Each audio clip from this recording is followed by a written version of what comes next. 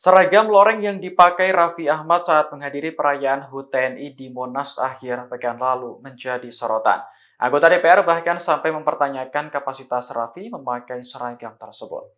Dikutip dari Tribun News, anggota DPR dari fraksi PDIP TB Hasanuddin mengatakan bahwa baret yang dikenakan Raffi adalah baret pasukan PBB.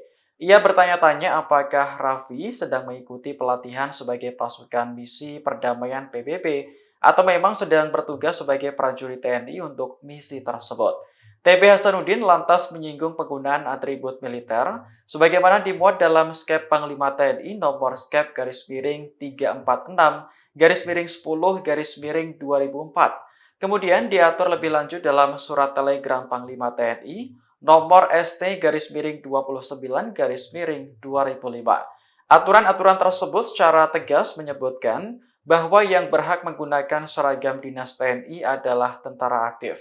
TB Hasanuddin khawatir jika masyarakat banyak yang salah paham dengan pemakaian seragam loreng Raffi. Ia pun berharap Panglima TNI Jenderal Agus Subianto memberikan penjelasan kepada publik.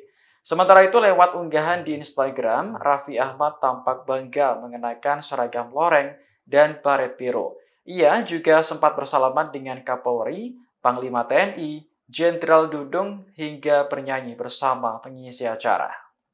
Download Tribun X sekarang, menghadirkan lokal menjadi Indonesia.